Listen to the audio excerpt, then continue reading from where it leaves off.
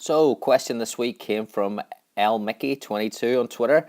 In certain situations, when using 9 players for a small defensive drill, what should you do with leftover players? So, great question. A lot of functional work that now needs to be done. You don't need to leave players standing by the sidelines watching. So, what do you do with those players instead? So, here's a scenario. Let's say you wanted to work with the 4 defenders inside, compact inside the width of the 18-yard box. So what do you do with all the attackers who aren't part of that there? So there's 4 or 5 options here.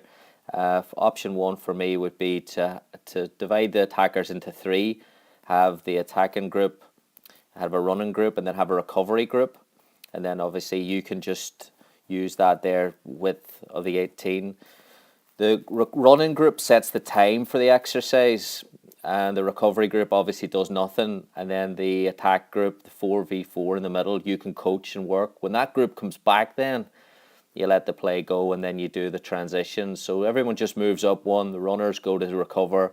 The recoverers go to be the attackers. The attackers then go to the runners. You do that really quick, and then you keep playing.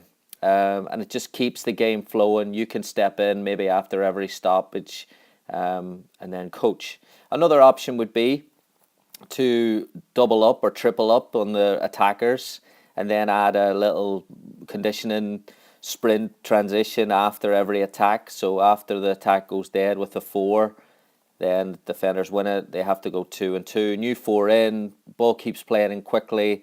The defensive line has to adjust, so you're working on them as well. And then maybe you stop that every 3 odd minutes just to give the defensive group a recovery, and it just keeps going as well, keeps everyone moving.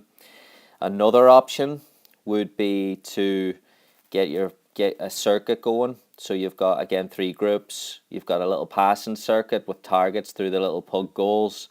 And again, you can set a time for this here. And the group in the middle then is just juggling the ball, so they're kind of active recovery. And then whenever, again, the transition happens, you can quickly or slowly as you want, you can coach within it. Keeps everyone busy, keeps everyone working. Another option would be to, again, have the 4 in and then use even though this maybe it looks like it needs another coach, use someone, the captain, 2 or 3 leaders, and do an exercise. Maybe they pick one out. Maybe it empowers a bit of leadership in the group. So he keeps them working, gives them a little bit of a challenge, and they work through that. And then the other group then would be another option. The last option would be to let them play. Let them problem solve, let them have a bit of fun, go through that there. Any questions, future questions, feel free to hit me up on Twitter or Facebook.